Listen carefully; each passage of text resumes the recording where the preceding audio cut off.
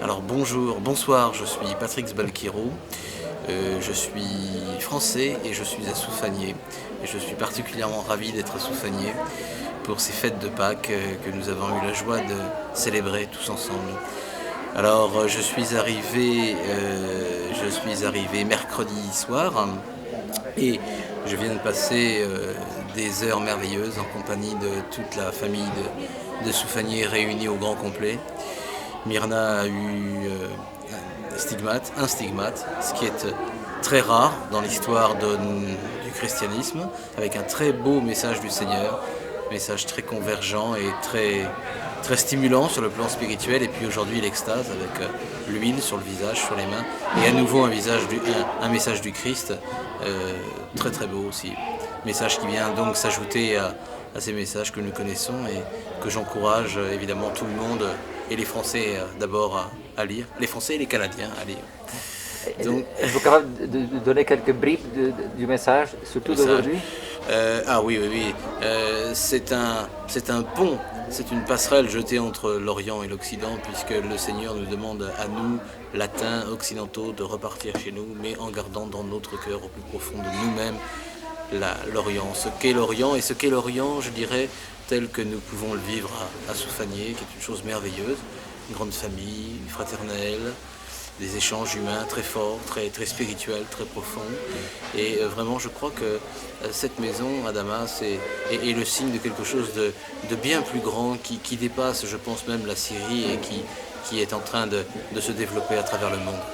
Il me semblait que le message avait une forme de reproche, parce qu'il nous disait aux orientaux de conserver leurs valeurs et de ne pas se laisser c'est vrai, un petit peu accaparé, tenté par l'Occident. C'est ça. Il est vrai qu'en Europe ou en Amérique du Nord, le matérialisme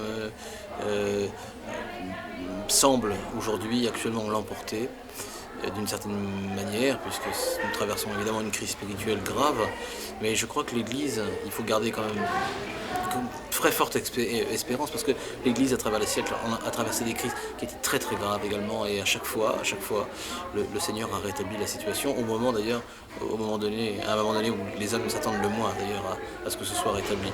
Alors là, peut-être qu'on voit un peu le fond du tunnel, vraiment le fond du trou, mais il faut garder l'espérance, et Soufanié est un signe d'espérance pour l'avenir. Myrna, la personne, qu'est-ce que vous en pensez? Formidable. Toujours aussi formidable. Toujours aussi formidable.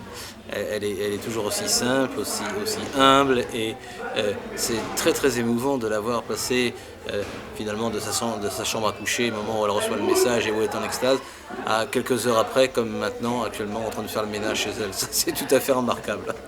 Et je peux témoigner, elle fait remarquablement bien la vaisselle, elle repasse remarquablement bien. Il y avait beaucoup de gens aujourd'hui? Oui, beaucoup de gens aujourd'hui. On aurait dû peut-être compter les entrées, mais je crois que oui, ça a été vraiment une belle fête, une très belle fête. Par quel mode le message peut-il donner à Myrna aujourd'hui? Par quel mode? Ouais. C'est-à-dire, quel est le sens de la question exactement? Comment est-ce qu'elle l'a reçu? Elle l'a reçu au cours d'une extase en locution intérieure.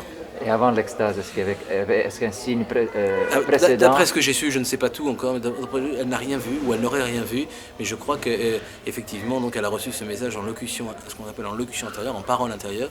Il y a eu un signe très fort, bien sûr, à chaque fois que Myrna tombe en extase, l'huile coule de son visage et de ses mains, et aujourd'hui, donc, l'huile a coulé de ses yeux, ce qui est en général un signe annonciateur que le Christ va lui parler, va lui donner une parole. Je crois qu'à chaque fois, c'est systématique, depuis le début des événements de Soufanié, le Christ s'annonce finalement comme cela. L'huile coule des yeux de Myrna et de son visage. Et jeudi saint, si vous pouvez brièvement nous donner un aperçu de ce qui s'est passé ici. Avec le stigmate, c'est formidable. Myrna est entourée d'une équipe de caméramans et d'une équipe médicale hors pair. J'avais encore rarement vu ça, avec tout un tas d'appareillages très, très sophistiqués, très actuels. Et Myrna a eu donc la plaie au côté. Et c'est une chose très intéressante, parce que, à ma connaissance, tous les cas de stigmatisés authentiques, véritables, que l'on a pu recenser, avaient les marques dans les mains, les pieds, le front. souvent, et le côté, et parfois l'épaule. Et jusque-là, les précédentes stigmatisations chez Myrna se présentaient de cette manière-là, avec les mains, les pieds et le front, et les plaies s'ouvraient pratiquement tout ensemble. Là, il n'y a eu que la plaie du côté. Et le message du Seigneur, le message concomitant du Seigneur, disait qu'effectivement, la plaie, la blessure du cœur suffisait. La blessure du cœur suffisait. La blessure du cœur était la source de l'amour.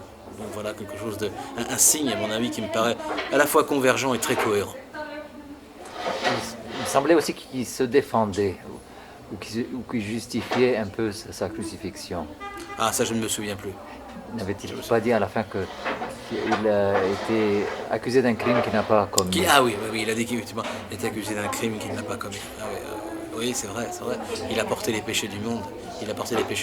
Et il a été rangé au rang des criminels.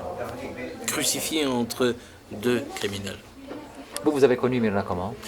J'ai connu Myrna, d'abord avant de rencontrer la personne de Myrna, j'ai rencontré Myrna dans les livres et les articles qu'on a publiés jusque-là. J'ai commencé à m'intéresser à Soufanié dans les années 1995, 96, peut-être 97 ou plus tard. Et j'étais très intéressé, vraiment, les livres de Leron, Philippe Leron, les livres du père Laurentin, etc. Et j'étais très, très, très content de venir la première fois en novembre 2001 à Soufanié. Et je suis arrivé ici, dans cette maison que je ne connaissais pas. J'ai rencontré une première fois Myrna avec le père Elias Dalaoui. Et puis 2 ou 3 jours après, je suis revenu ici un soir pour les cérémonies. C'était le 19e anniversaire, je crois, en 2001. Oui, c'est ça. Non. Oui, 19e anniversaire, je crois. C'était en novembre. Et j'étais à peine 1 mètre de Myrna, debout, au moment où nous récitions le chapelet tous ensemble. Et Myrna est tombée en extase, un petit peu comme aujourd'hui, avec subitement cette huile qui est apparue sur son visage. Je dois vous dire que c'était la première fois que je voyais ça, et j'étais très, très, très, très passionné, bien sûr, mais quand même très surpris. Très surpris. J'ai été admis à rentrer dans la chambre à coucher, j'ai vu Myrna qui reposait en extase. Et ce soir-là, le Christ lui a donné un message extrêmement beau aussi, qui est d'ailleurs le dernier message que l'on trouve dans les petits livrets. Maintenant, il faudra rajouter celui d'aujourd'hui. Dans cette famille de Soufanié, y a-t-il un Saint-Joseph quelque part? Oui, c'est Nicolas. Tout le monde dit ça. Nicolas est un homme fantastique. Je crois que Soufanié sans Nicolas, ce n'est pas Soufanié. Je crois qu'il porte beaucoup de choses. C'est un homme, bien sûr, issu d'une culture orientale, et depuis 21 ans, je crois qu'à plus d'une reprise, et notamment au début des événements, il a été complètement déboussolé par tout ce qui pouvait lui arriver. Par sa jeune femme. Bah oui, bien sûr. Et puis je crois qu'il avait, au départ, il n'était pas du tout versé dans les questions mystiques, je crois, bien loin s'en faut. Il était plutôt, lui, préoccupé de bien gagner sa vie, honorablement sa vie, en faisant son métier et puis en montant les affaires. Donc là, évidemment, on peut dire qu'il est tombé de haut. Et je crois qu'il a dit à quelqu'un un jour, je suis devenu pauvre comme Job. Patrick, merci beaucoup. C'est moi.